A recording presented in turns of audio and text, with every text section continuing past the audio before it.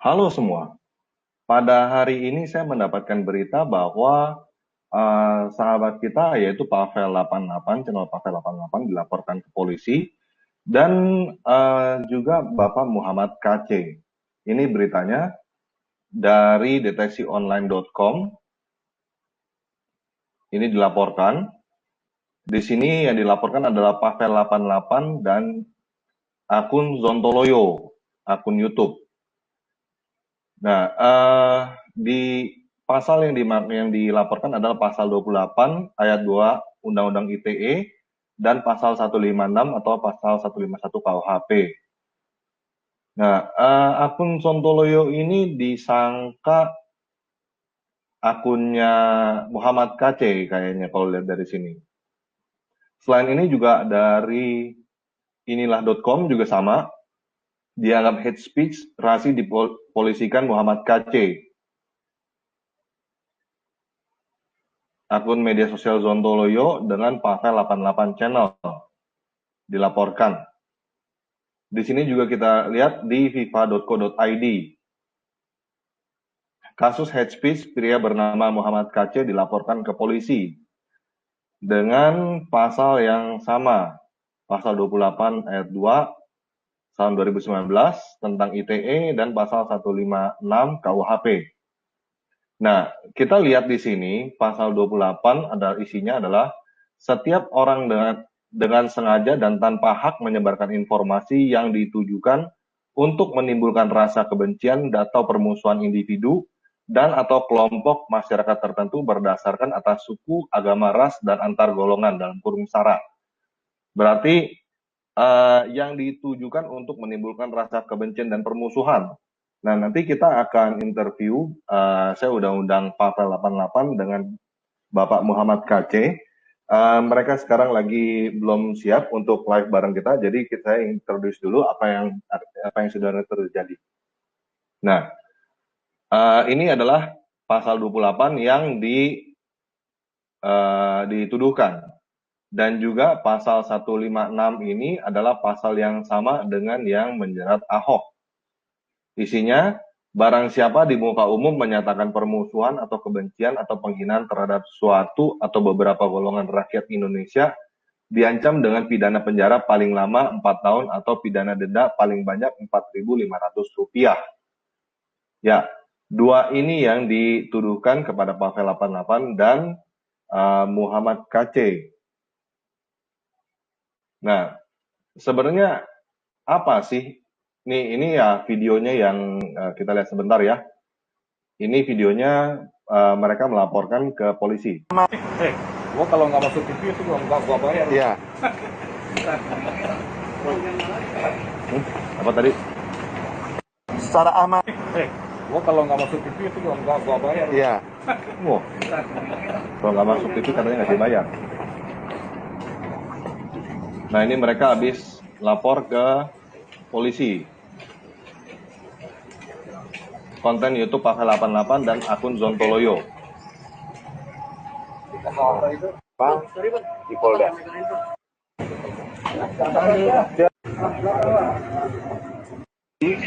Nah, sebenarnya apa yang dilaporkan? Sepertinya yang dilaporkan video yang ini. Yuk kita lihat bareng aja ya.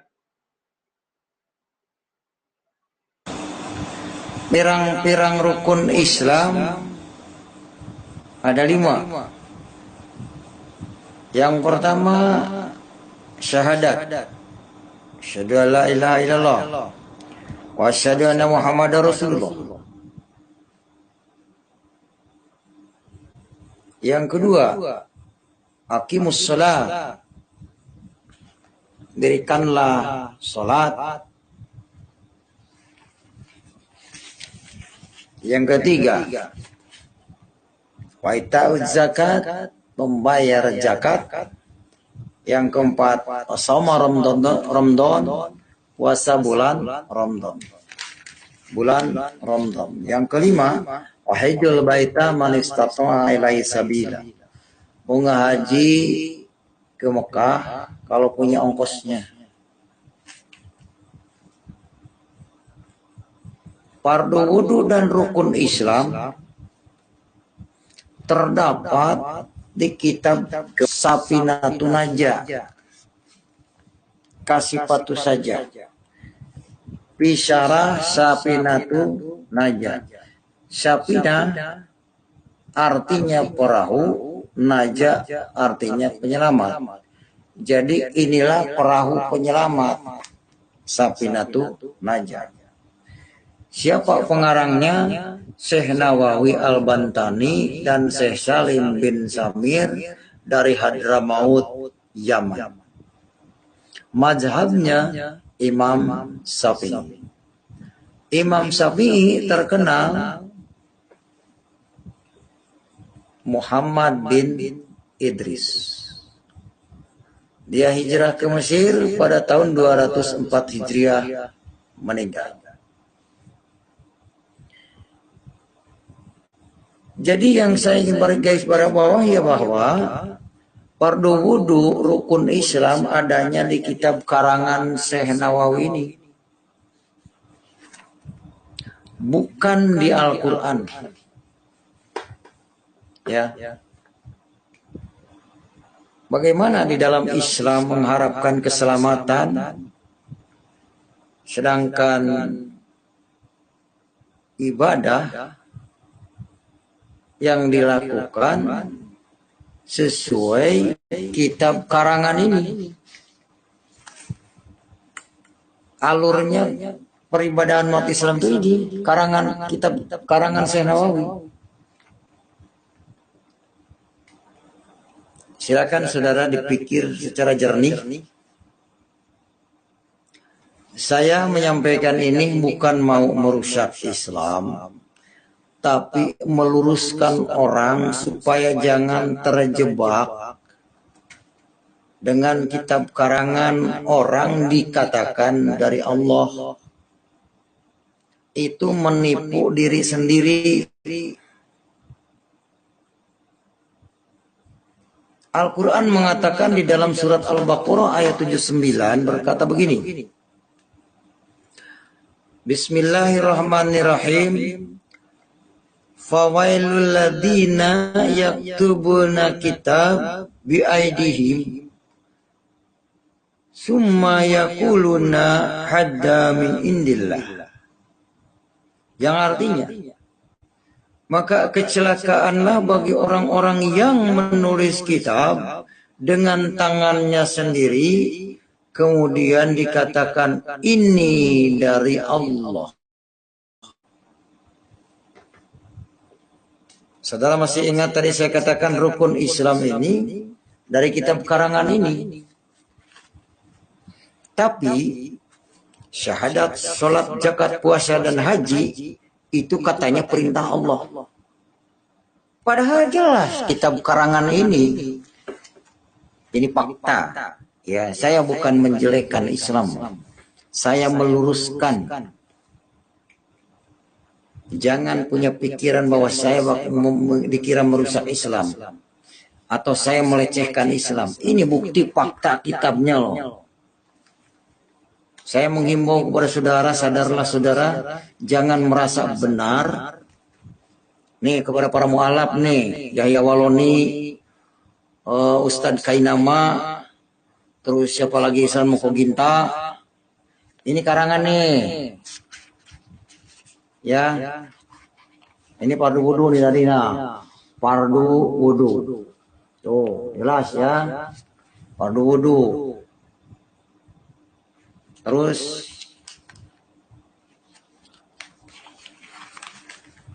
ini rukun Islam. Oh. Dari mana? Ya enggak, tidak gundul. Ini kita gundul nih. Yang menyesatkan banyak orang. Indonesia itu disesatkan oleh kitab gundul ini. Kenapa saya katakan disesatkan? Ini adalah politik orang Arab untuk menarik devisa dari seluruh negara. Dikatakan ini perintah Allah. Saya tidak habis pikir kenapa kalau rukun Islam nomor 5 hajian itu wajib dari Allah, kenapa kalau mampu di jalannya Masa sih Allah membebani manusia yang tidak mampu, kan aneh. Tidak kasihan dong yang tidak mampu naik haji, dosanya tidak diampuni kalau memang naik haji itu menghapus dosa.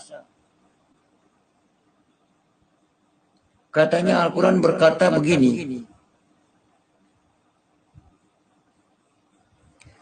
la yukallifu nafsan illa wus'aha. Innallaha la yukallifu nafsan illa wus'aha. Sesungguhnya Allah itu tidak membebani seseorang kecuali sesuai kemampuannya. Sekarang rukun Islam, kalau tidak, ya umat Islam tidak melakukan rukun Islam, maka tidak sempurna Islamnya.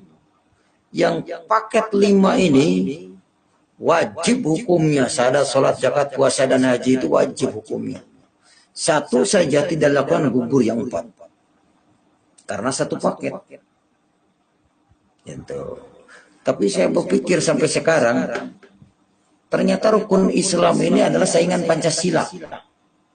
Pancasila ada 5. Ketuhanan yang Maha Esa, kemanusiaan yang adil dan beradab, 3 persatuan Indonesia, 4 kerakyatan yang dipimpin oleh hikmah kebijaksanaan dalam musyawaratan, perwakilan, 5 keadilan sosial bagi seluruh rakyat Indonesia. Bagi bangsa Indonesia, daripada rukun Islam dari karangan ini, lebih baik Pancasila yang 5. Ya. Nah, umat Islam, kiai demo kemana-mana, teriak-teriak, ingin menegakkan ini, hukum ini jadi konstitusi. Ini yang disebut kitab fikih nih. Makanya saya kepada Pak Jokowi, Bapak Presiden Joko Widodo yang pernah masuk ke Ka'bah, masuk ke Masjid Nabawi, ke kuburan Nabi Muhammad, tahu di dalamnya. Tolong Pak Jokowi, rakyat Indonesia ini jangan dijadikan objekan devisa negara Arab. Memang sih hajian itu ibadah ke sana, memberi makan orang Arab. Sebab kalau tidak ada yang hajian ke Mekah, miskin tuh negara Arab, padang pasir. Ya, kalau nggak disumbang dari setiap negara. Nah, syariatnya kitab ini yang membuat kaya orang Arab. Orang Indonesia yang habis-habisan jual sawah, jual kebun, jual kambing untuk berangkat ke Arab. Di sana cuma cium batu, Hajar Aswad, termasuk kaum-kaum musyrikin. Saya ngalami itu. Saya ngomong ini fakta, bukan mengada-ngada, bukan menjelekkan. Ya, silakan kalau nggak percaya saudara pada berangkat haji Indian 10 tahun, 20 tahun. Ya. Di sana hanya cuma nyium batu dan naik-naik gunung ke sana. Jabal Nur dinaikin ke sana, nemuin gua Hiro di Jabal Nur di sana ya. Kasihan. Makanya saya sampaikan sekarang kebenaran ada di dalam Taurat dan Injil. Allah menurunkan Taurat dan Injil. Bukan menurunkan kitab hadis ini, bukan. Allah menurunkan Taurat dan Injil. Sesuai dikatakan surat 3 Al-Imran ayat 3, nazzala alaikal kitaba bil haqqi musaddiqan lima baina yadayhi wa anzala taurata wal injil. Di dalam apa? Ada apa di dalam Injil? Hudan wa nurun. Di dalam Injil ada petunjuk dan cahaya untuk orang yang bertakwa. Wa man lam yahkum bima anzalallahu biha fa huwa kafirun. Barang siapa yang tidak memutuskan atau melakukan apa yang diturunkan Allah di dalamnya, yaitu dalam Taurat dan Injil, bahwa kafir mereka itu adalah kafir. Nah, yang kafir itu yang mengikuti kitab ini, saudara. Yang sekarang demo-demo ingin diterapkan hukum fikih di Indonesia, ingin menjadikan negara Indonesia Islam semua, mau jadi budak Arab, dikeruk hartanya sama Arab. Saya bukan benci, tapi kasihan orang ngumpulin duit keras keringat dikirimin ke Arab, cuma ongkos naik pesawat bolak-balik buat jalan-jalan. Jadi wisata religi. Ini fakta. Ini kitabnya nih, bukan dari Al-Quran, saudara. Saudara jangan dibodoh-bodohin ya. Kasihan. Kalau punya modal, mending beli modal, bikin toko, bikin usaha buat anak cucu daripada buat jalan-jalan ke Arab habis uang nggak jelas, punya pulang gelar haji. Saya gelar haji juga nggak ada manfaatnya. Ya, haji tidak bisa menyelamatkan. Yang bisa menyelamatkan adalah Tuhan Yesus. Amin, saudara. Yang bisa menyelamatkan adalah hanya Yesus. Yohanes 14 ayat 6, akulah jalan, kebenaran dan hidup. Tidak ada seorang pun yang datang kepada Bapa kalau tidak melalui aku, kata Tuhan Yesus. Ya, saya dibaptis tahun 2014 di gereja Pecenongan. Saya sekarang menyampaikan ini dulu yang dakwah, tapi lumayan juga kalau dakwah dulu saya dapat ampau dari ini. Ya, saudara, jangan mau ditipu. Hijrah kepada Taurat dan Injil itu yang benar di hadapan Allah. Ya, para ustadz, para kiai, ayo berpikir. Ini karangan loh, jangan mau dibohongin. Ustadz berhenti ya, mengajarkan kitab karangan ini nih. Assalamualaikum warahmatullahi wabarakatuh. Semoga bermanfaat. Iya, itu yang sepertinya yang bikin pada kejang-kejang ya. Nah, dia tadi berbicara tentang haji ke Arab ya. Sekarang saya mau buka juga satu hal yang mungkin teman-teman juga mungkin belum sadar ya. Ini, sepanjang tahun 2019, BPKH mengelola dana haji mencapai 125 triliun rupiah. Dana haji di tahun 2019 itu 125 triliun rupiah. Nah, buat teman-teman yang nggak kepikiran 125 triliun ini berapa banyak, ya, saya kasih lihat ini ya. Ini adalah laporan keuangannya Telkomsel. Oke. Laporan keuangan Telkomsel 31 Desember 2019 dalam miliaran rupiah ya ini ya nilainya ya. Dan kita lihat di sini ekuitas saham nih maksudnya, jumlah ekuitasnya adalah 117.250 dikali miliar. Berarti 117 triliun. Nilai ekuitas atau nilai seluruh sahamnya Telkomsel itu 117 triliun. Sedangkan 1 tahun dana haji itu 125 triliun. Artinya setiap tahun itu negara Indonesia ini kasih saham sebesar sahamnya Telkomsel semuanya ke Arab. Cukup paham ya? 125 triliun itu sama dengan nilainya, nilai ekuitasnya satu perusahaan Telkomsel semuanya itu. Oke? Setiap tahun dikasih ke Arab satu perusahaan Telkomsel, kurang lebih begitulah ya. Nah, dana pendidikan Indonesia tahun 2019 berapa? 500 triliun. Bisa ada bayangan ya? Seluruh Indonesia, satu Indonesia 250 juta penduduk kita, dana pendidikannya kira-kira 500 triliun lah. Oke? Dana yang dikirim untuk ke haji 125 triliun. Oke? Itu yang saya sharing aja. Saya nggak kasih komentar apa-apa, saya cuma menampilkan data fakta. Oke? Nah, saya udah undang Pak Pavel 88 dan juga Pak Muhammad KC untuk bisa bergabung dengan kita sekarang. Cuman sepertinya mereka masih ada kendala, jadi kita tunggu aja. Untuk sementara kita ngobrol dengan Bung Verbum Veritatis dulu ya. Halo bro. Shalom. Halo bro. Iya, salam. Selamat malam.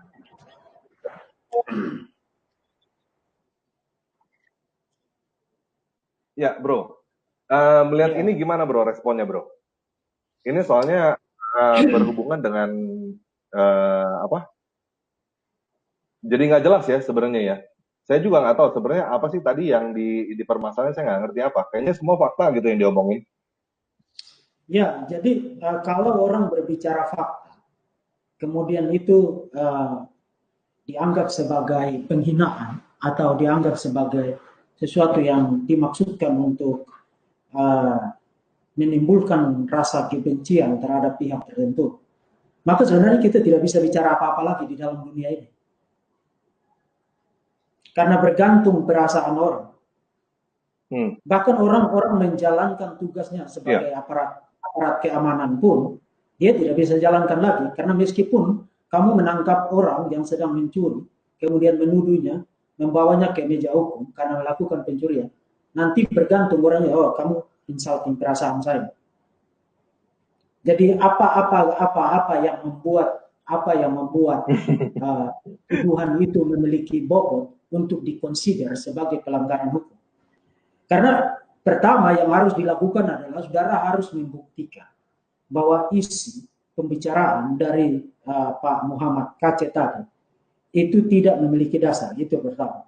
Dan yang kedua, saudara harus membuktikan bahwa apa yang dikatakan oleh Pak Muhammad KC itu bertentangan dengan prinsip-prinsip kebebasan untuk berekspresi dan mengemukakan pendapat. Just because Pak Muhammad KC mengemukakan sesuatu yang tidak suka saudara dengar, itu tidak berarti bahwa Pak Muhammad KC tidak memiliki hak untuk mengatakan apa yang dia pikir dia harus katakan.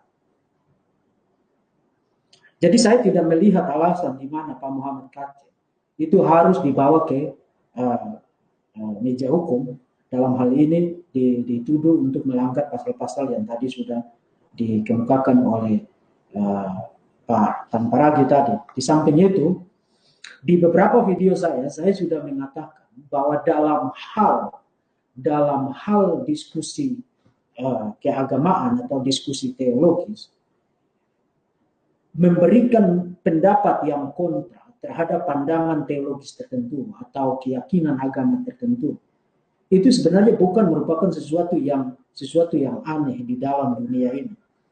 Karena itu pertama merupakan bagian dari pencarian akan kebenaran. Jadi kalau orang menggunakan haknya untuk mencari kebenaran dengan cara mengevaluasi sebuah pandangan, apakah evaluasi itu sifatnya positif atau dia setuju, atau evaluasi itu sifatnya negatif dalam arti dia tidak setuju, dan dia memberikan alasan kenapa dia tidak setuju, dan upaya pencarian kebenaran itu ketika sisi negatifnya ditonjolkan, kemudian itu dianggap sebagai penghinaan atau dianggap sebagai pelecehan atau dianggap sebagai sesuatu yang insulting bagi orang lain, maka orang tidak lagi diberi hak yang sepatutnya untuk menggunakan nalarnya, menggunakan kemampuan berpikirnya, kemampuan menganalisisnya untuk mengevaluasi sebuah pandangan, termasuk sebuah pandangan teologis. Jadi kalau Anda hanya senang kalau pandanganmu disetujui, kemudian membawa orang ke meja hukum karena pandanganmu tidak disetujui, saya kira Anda yang bermasalah, bukan orang yang memberikan evaluasi kritis itu yang bermasalah. Karena Anda sedang menyerang persis hak asasi seseorang untuk menggunakan nalarnya secara maksimal dan menggunakan haknya untuk mengekspresikan pendapatnya yang dilindungi juga oleh undang-undang kebebasan berpendapat dan kebebasan untuk mengekspresikan pikiran atau mengekspresikan pandangan kepada publik. Dan ketika orang menggunakan kebebasan berpendapat, kebebasan berekspresi, kebebasan untuk beropini, mengemukakan pendapat, kebebasan itu sendiri mengasumsikan pertama setuju dan tidak setuju. Kamu tidak hanya bisa menerima yang setuju dan menolak yang setuju dan memberinya label penghinaan, penistaan kepada orang yang mengekspresikan pendapatnya. Itu tidak bisa. Jadi untuk sementara itu dulu yang bisa saya sampaikan. Singkatnya, saya tidak melihat alasan apapun untuk Pak Muhammad KC harus diperhadapkan dengan masalah hukum. Sebab saya tidak mendengar dia menghina siapapun juga di dalam isi pembicaraannya tadi. Dan yang terakhir sebelum nanti Pak Tamparagi bisa tambahkan. Sebuah ideologi, sebuah pandangan, sebuah doktrin itu tidak punya perasaan. Tidak punya dignity. Itu sebenarnya kita tidak bisa menghina doktrin, menghina pandangan, menghina sebuah ajaran tertentu. Karena doktrin, ajaran, pandangan, termasuk juga ajaran-ajaran keagamaan, itu hanya punya nilai benar dan salah, atau nilai baik dan buruk, bermanfaat atau tidak bermanfaat. That's it. That's it. Itu sebabnya evaluasi kritis terhadap pandangan teologis manapun, termasuk pandangan Islam dan ajaran-ajaran Islam, itu harus dilakukan. Harus dilakukan. Jadi kita harus membedakan antara person, orang, dan ajaran. Ya. Halo? Ya, sorry tadi putus Pak. Putus ya. Jadi kita harus membedakan antara person, orang, dan ajaran. Yang dibahas oleh Pak Muhammad Kaceh adalah ajaran. Dan ajaran itu tidak punya hak. Yang punya hak itu orang.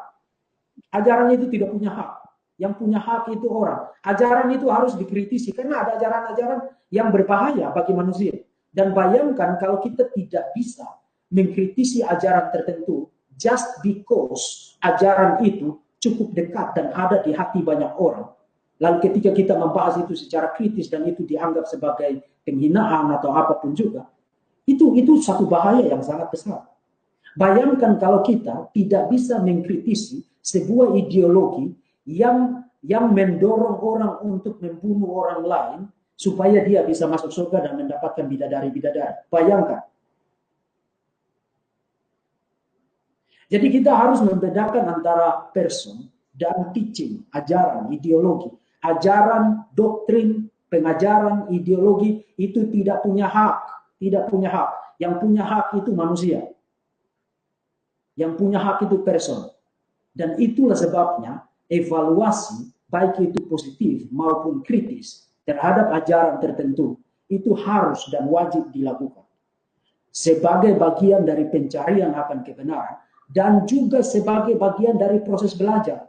Saya ini seorang edukator, seorang pendidik. Dan di dalam kelas, orang boleh setuju dan tidak setuju dengan pandangan saya. Bayangkan kalau semua orang yang ada di dalam kelas saya bilang begini, oke, kamu harus hanya boleh setuju dengan pandangan saya. Kalau kamu tidak setuju, hari ini saya pecat kamu sebagai mahasiswa dan besok kamu tidak boleh lagi masuk ke dalam kelas saya. Itu cara mengajar apa? Oke. Sebentar ya. Tadi Pak Muhammad Kaceh udah masuk, cuman tadi tolong mic dan kameranya di-allow Pak Muhammad Kaceh, soalnya nggak bisa dimasukin kalau belum di-allow mic dan kameranya. Oke, silakan lanjut Pak.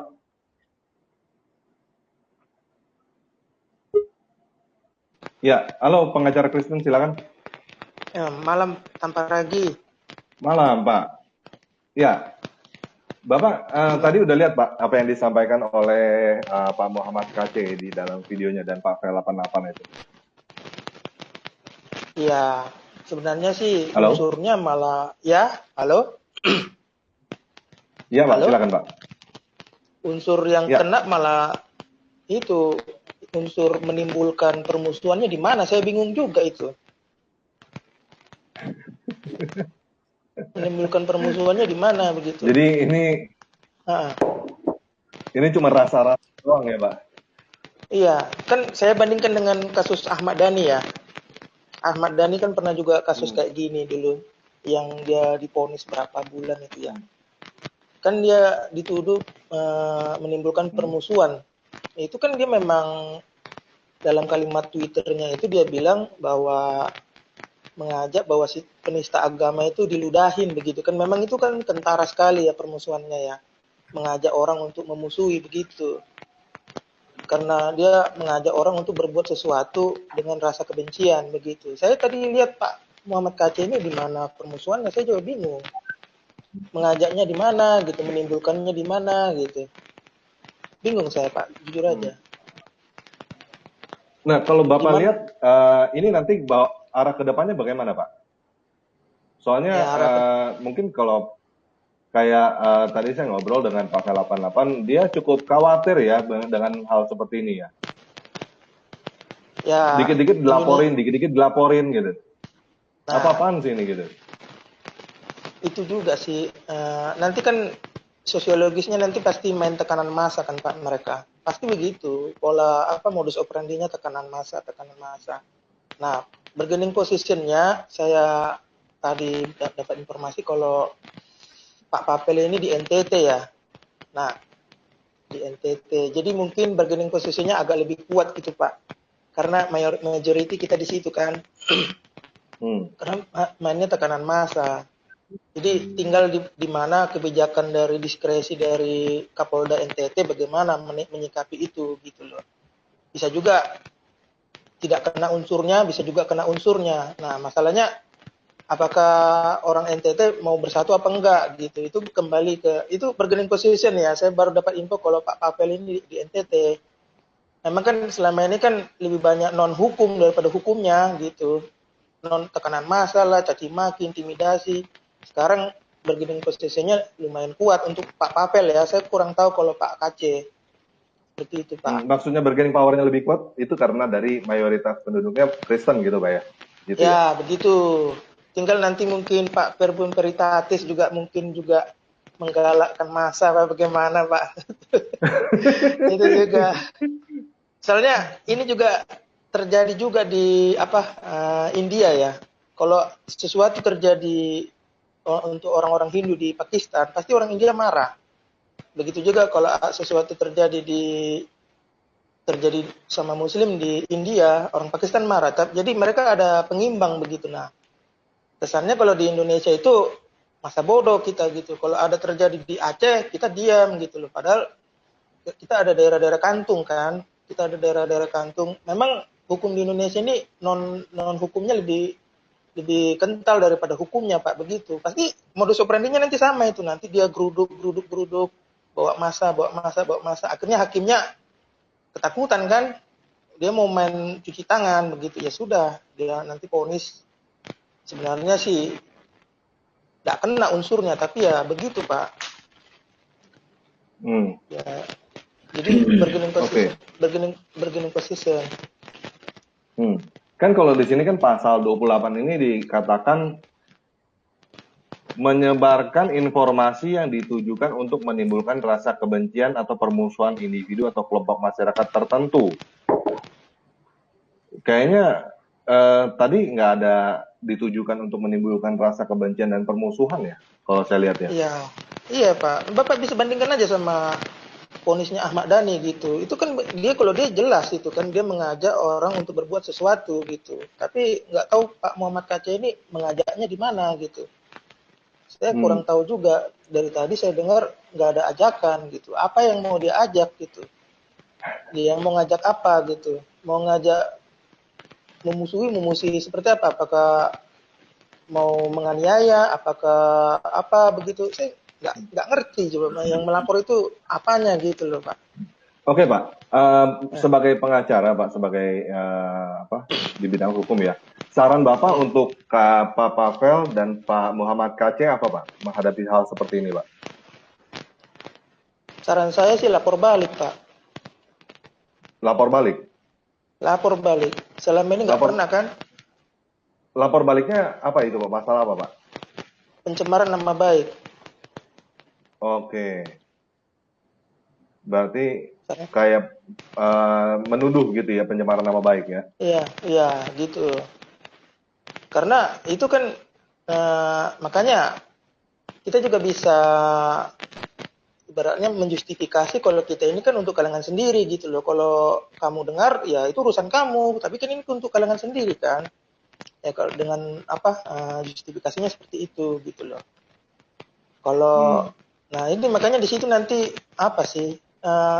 kabur gitu loh Pak. Mana domain publik, mana domain privat. Di YouTube ini publik apa privat? Saya juga masih banyak yang YouTube abu-abu sih seharusnya sih publik Pak. YouTube itu. publik Pak. YouTube publik. Publik tapi kan ada segmented gitu ya. Maksudnya apakah ini untuk kalangan Kristen? Nah, jadi contohnya beginilah. Apakah kalau zaman dulu itu kan ada siaran rohani di TV swasta ya kan? Nah, siaran rohani di TV swasta. Apakah kalau kita menyiarkan siaran rohani di TV swasta itu menyebarkan agama ke orang yang sudah beragama? Kan dulu kan ada larangan seperti itu kan, dilarang menyebarkan agama kepada orang yang sudah beragama gitu. Apakah kalau ada siaran swasta itu di TV swasta nasional kan yang non Kristen bisa nonton. Apakah itu termasuk juga menyebarkan agama gitu? Itu kan karena dia di TV publik, tapi dia segmented kan begitu Pak, ya kan? Kalau segmented, Pak, tadi orally, pasal tadi menyebarkan agama untuk orang yang sudah beragama. ya itu kalau nggak salah itu peraturan apa gitu ya, bersama apa gitu. Saya juga kurang spesifik. Tapi kalau setiap ada penginjil ya masuk itu selalu kan orang kubu sebelah ini selalu bilang dilarang menyebarkan agama ke orang yang sudah beragama. Tapi saya juga kurang juga peraturan Menteri Agama kalau nggak salah itu Pak. Saya akan apalagi teliti lagi. Tapi itu selalu dalilnya gitu loh. Dalilnya itu dilarang menyebarkan kepada orang yang sudah beragama. Makanya kan biasanya kalau di contoh kasusnya itu saksi Yehova ya. Saksi Yehova itu kan selalu dikira orang Kristen. Jadi disangka misionaris, dilaporin ke polisi Pak gitu karena menyebarkan ke kampung Muslim begitu. Kan pernah kejadian sebenarnya kayak gitu, peraturan Pak. itu masih ada apa enggak Pak? Masih berlaku apa enggak itu? Secara apanya itu ya itu juga Pak. Itu kan relevansinya juga dengan tempat ibadah juga kan. Di situ kan secara tersirat kan ada begitu bahwa kita tidak boleh di lingkungan yang mayoritas Muslim buat rumah ibadah di situ gitu. Secara implisitnya ada, tapi secara anunya tidak ada Pak. Tidak ada secara buktinya kan kalau bikin KTP kan kalau rubah agama kan boleh, berarti boleh kan? Logikanya begitu. Kalau memang dilarang menyebarkan agama ke orang yang sudah beragama, berarti catatan sipil dilarang ganti KTP. Faktanya boleh kan? Berarti kan sebenarnya boleh, cuma secara sosiologis tidak boleh Pak gitu loh. Kan ada hukum-hukum yang non tertulis begitu bagi mereka. Nah, hukum-hukum non tertulis itu seolah-olah salahlah kita menyebarkan agama kepada orang yang sudah beragama gitu. Faktanya di catatan sipil boleh kan? Kita rubah agama boleh Pak. Sebenarnya nggak ada larangannya, cuma secara sosiologis ada, jadi semacam kejahatan gitu loh Pak. Sebenarnya nggak ada spesifiknya melarang. Oke. Bro Verbum ada yang mau ditanyakan nggak kepada Pak pengacara Kristen atau yang mau dibahas? Ya, Pak pengacara Kristen memberikan pendapat dari bidang keilmuan.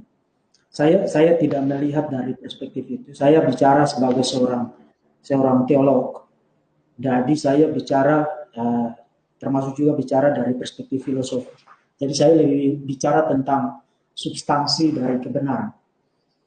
Itu sebenarnya tadi saya katakan. Kalau kayak tadi, kalau kayak tadi Pak pengacara Kristen misalnya Pak Verbum bilang, ya kan kita kan apologet nih. Maksudnya menangkal serangan-serangan kan kita menjawab tuduhan-tuduhan itu.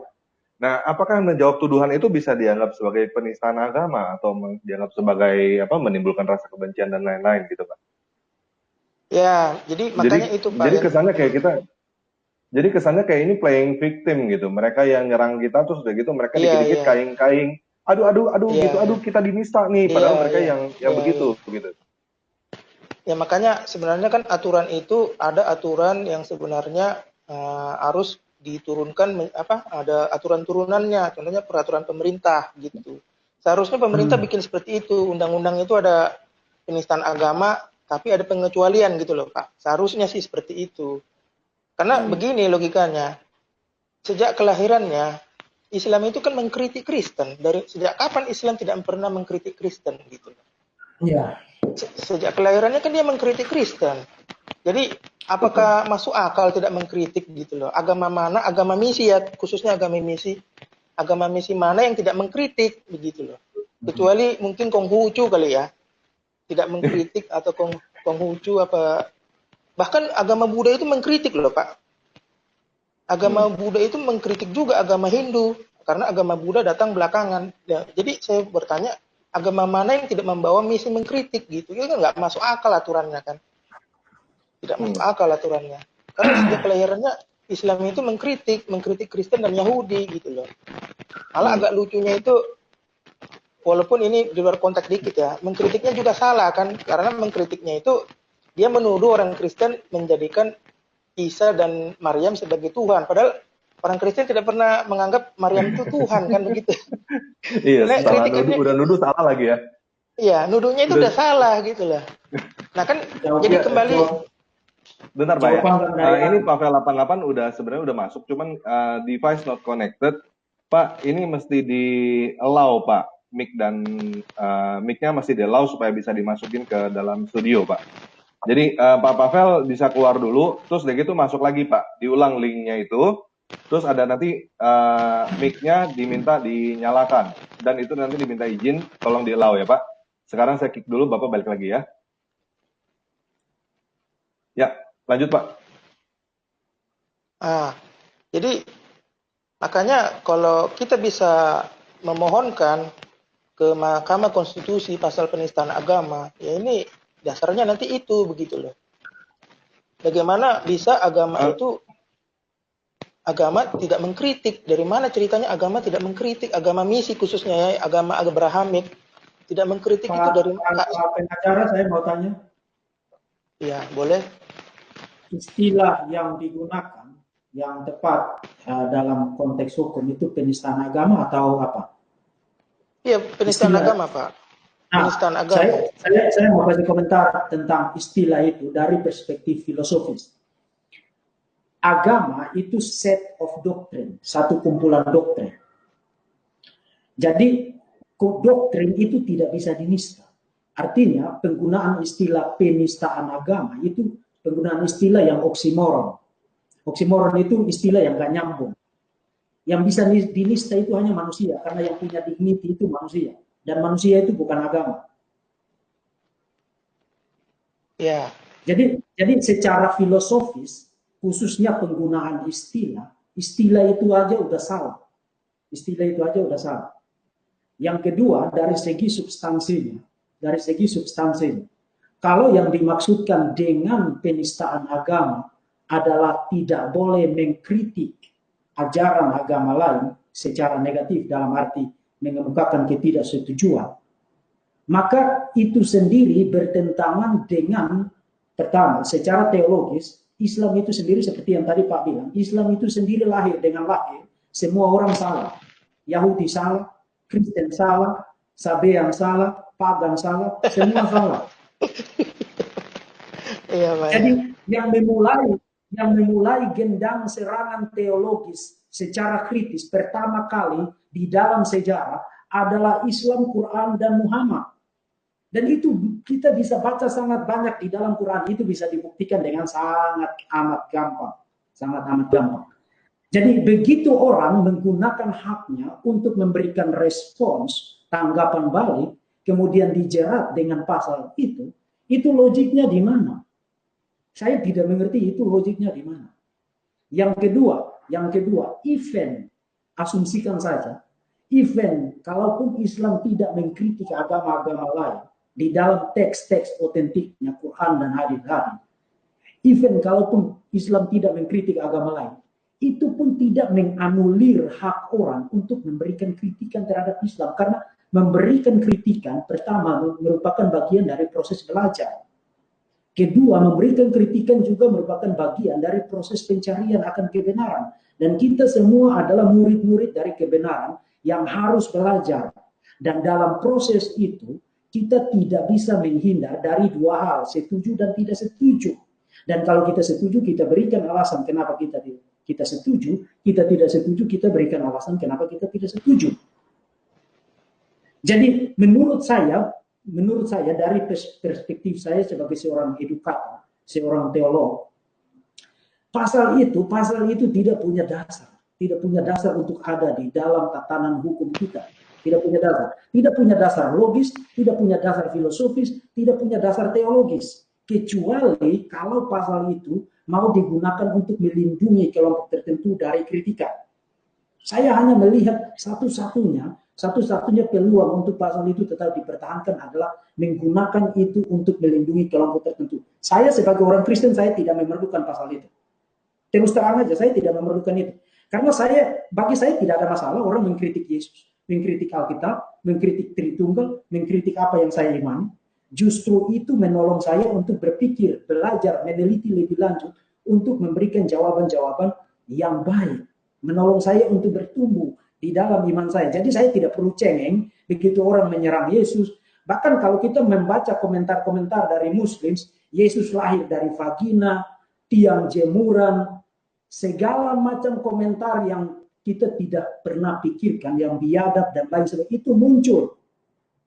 Tapi kita menghadapi itu dengan kepala dingin, kita memberikan argumen, kita memberikan bukti, memberikan sanggahan, tidak usah cengeng-cengeng sedikit-sedikit lapor dan lapor dan lapor. Karena itu juga menolong kita untuk berpikir. Jadi saya tidak melihat alasan kenapa pasal itu harus ada. Saya tidak melihat itu. Nah, Karena itu kemarin saya ngobrol sama pengacara Kristen, katanya untuk yang bisa kita lakukan kalau sekarang karena memangnya pasalnya udah ada ya kita nggak bisa apa-apa. Yang bisa kita lakukan adalah kita banding ya Pak ya ke MK gitu ya Pak ya untuk supaya undang-undang pasal ini ditinjau ulang ke Mahkamah Konstitusi, ditinjau ulang apakah bertentangan dengan Undang-Undang Dasar 45. Kalau misalnya bertentangan dengan Undang-Undang Pasal 45 bisa dianulir gitu Pak ya? Iya, memohon uji materil. Istilah yang tepat itu memohon uji materil untuk dibatalkan. Untuk dibatalkan. Masalahnya adalah uji material dalam tatanan hukum kita itu dibatasi hanya pada provinsi tertentu. Misalnya orang-orang yang ada dalam koridor hukum.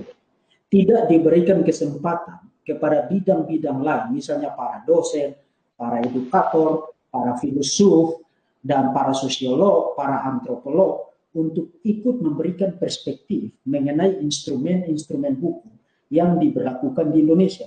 Karena ingat, domain-domain kehidupan di dalam berbangsa dan bernegara itu tidak bisa dikotak-kotakan menjadi tersendiri-tersendiri. Nah, kalau ketika itu menyangkut instrumen hukum, lalu orang-orang yang ahli dalam bidang-bidang lain tidak diikut sertakan untuk memberikan perspektif-perspektif dari bidang kepakaran mereka, saya khawatir itu justru akan tidak akomodatif untuk melindungi semua pihak di dalam bangsa ini. Itu yang tadi saya katakan. Saya sebagai orang Kristen, let alone sebagai seorang teolog, sebagai seorang dosen, sebagai seorang edukator, saya tidak merasa butuh instrumen hukum itu. Sama sekali saya tidak merasa butuh itu. Saya tidak butuh instrumen hukum itu. Tapi justru instrumen hukum itu yang berbahaya bagi saya sebagai seorang teolog, sebagai seorang penginjil, apalagi sebagai seorang apologet, apalagi.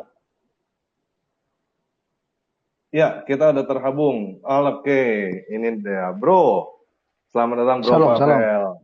Akhirnya bisa masuk juga, Pak. Ya. Silakan, Bro. Apa yang ingin dibahas, Bro? Maksudnya gini, pertama saya mau tanya gini dulu ya. Saya mau tanya gini dulu, karena ini pasalnya yang ditujukan kepada Bapak adalah pasal setiap orang yang sengaja tanpa hak menyebarkan informasi yang ditujukan untuk menimbulkan rasa kebencian atau permusuhan individu dan atau kelompok masyarakat tertentu berdasarkan sara. Nah, apakah Bapak ketika Bapak upload video itu, apakah Bapak upload itu tujuannya untuk menimbulkan rasa kebencian dan permusuhan, Pak? Silakan, Pak. Nah, oke, saya jelaskan ya. Jadi video itu saya dapat dari teman sebenarnya, karena itu beredar di WhatsApp toh. Lalu saya nonton, saya merasa terberkati oleh video itu karena orang ini sudah menerima Yesus sebagai Tuhan dan Juru Selamat karena suatu kesadaran. Menurut video yang dia sampaikan, dia sadar bahwa yang dulu bukan kebenaran, sekarang kebenaran di dalam Yesus Kristus atau Isa Al-Masih. Dan di dalam video itu juga dia sebut ada oknum ya, para mualaf seperti Yahya Waloni, Moko Ginta yang saya lihat dalam YouTube-nya begitu keras ya. Sebenarnya bukan mengkritik saya lihat tentang kekristenan, tetapi mereka berusaha memutarbalikan tentang ayat-ayat Alkitab sesuai dengan pemikiran mereka yang menurut saya sungguh-sungguh tidak masuk akal dan boleh dibilang begitu bodoh dalam menafsirkan ayat sesuka hati mereka. Ya, dan selama ini saya lihat Yahya Waloni beredar dan berkoar-koar bahwa Yesus bla bla bla bla, dan itu sangat luar biasa. Dan jujur, secara pribadi kan sudah dilaporkan tapi tidak ada kejelasannya bagaimana. Lalu saya berpikir bahwa video ini mungkin bisa memberikan juga pencerahan kepada mereka ini yang selama ini menjelek-jelekan kekristenan dengan cara-cara yang tidak sopan dan tidak wajar. Lalu video ini sepertinya bisa menjawab apa yang mereka lakukan itu, bahwa Al-Quran pun mengatakan bahwa percayalah kepada Taurat, percayalah kepada Sabur atau Mazmur, percayalah kepada Injil. Karena di sanalah jalan keselamatan. Menurut Pak Muhammad Kaceh, jujur dalam video itu saya berkata saya saya juga tidak tahu apakah ini benar dari Al-Quran atau tidak, saya tidak tahu. Tetapi bagi teman-teman yang menonton video ini, jikalau ini sesuatu bukan kebenaran menurut kalian, ya bisa memberikan informasi yang berimbang supaya kita sama-sama belajar tentang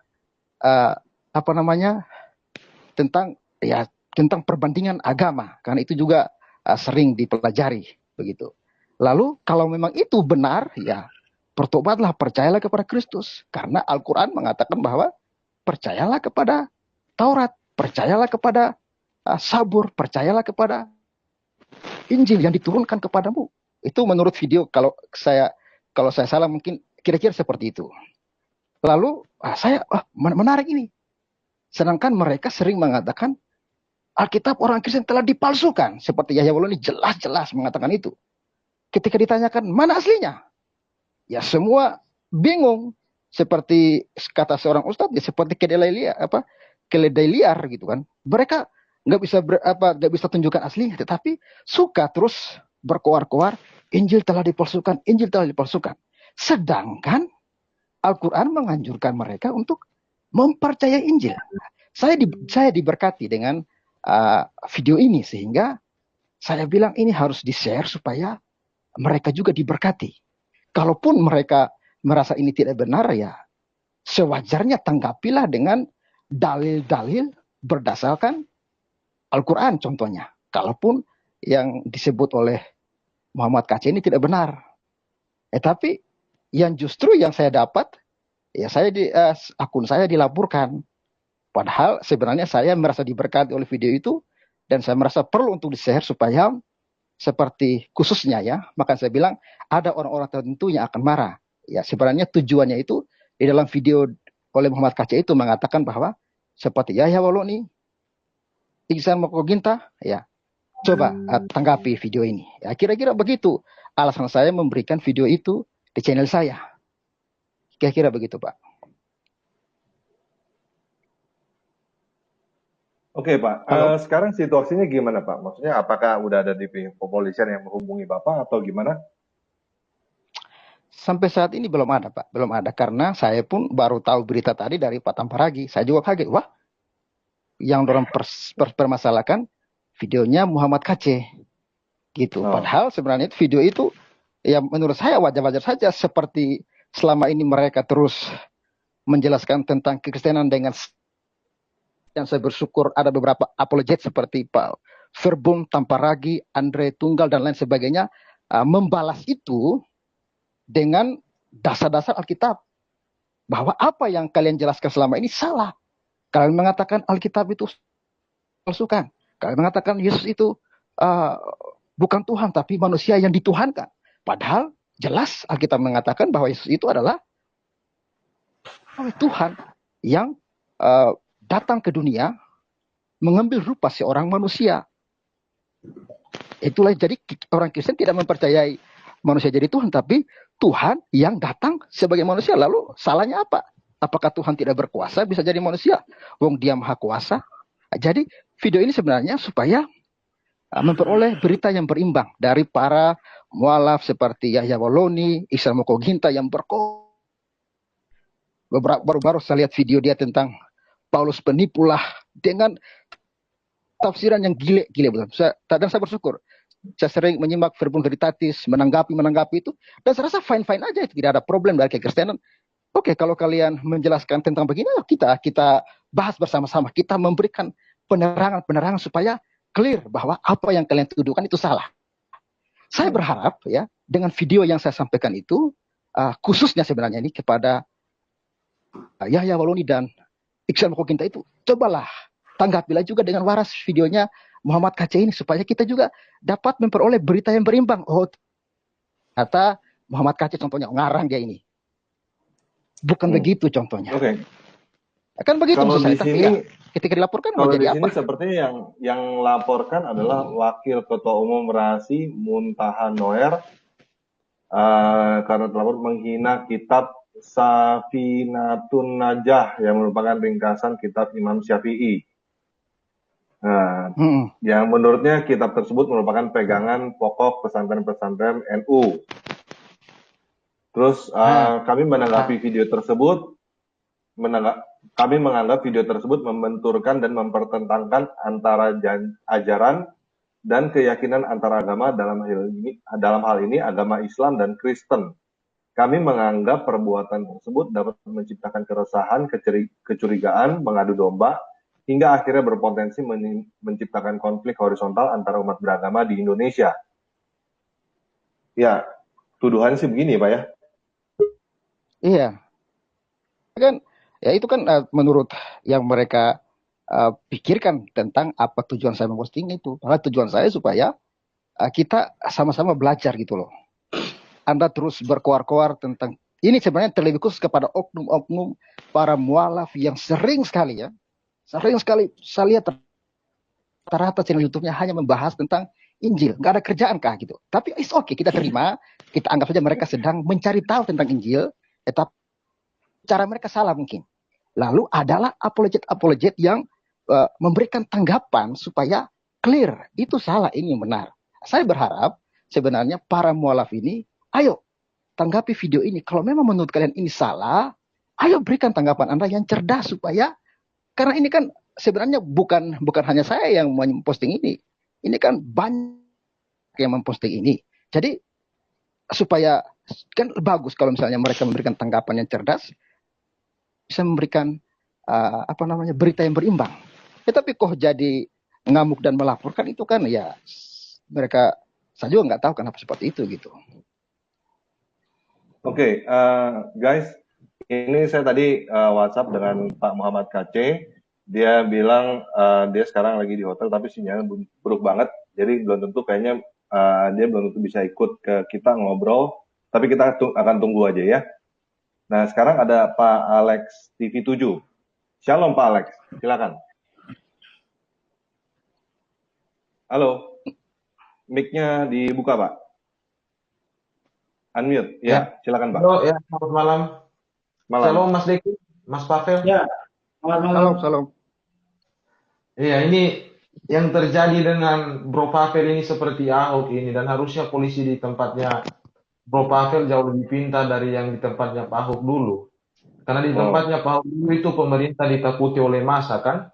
Sebenarnya yang bikin penjara Pak Ahok dulu itu kan massa, bukannya aturan. Dan itu harusnya hari ini tidak terjadi dengan Bro Pavel. Betul kata pengacara tadi. Harusnya di tempatnya Mas Pavel ini, orang di sana harus lebih berani untuk bersuara. Karena di sana mayoritas Kristen toh. Jadi harusnya jauh lebih berani untuk bela Mas Pavel. Dan jika itu terjadi sih, saya yakin 1000% tidak akan terjadi apa-apa sama Mas Pavel.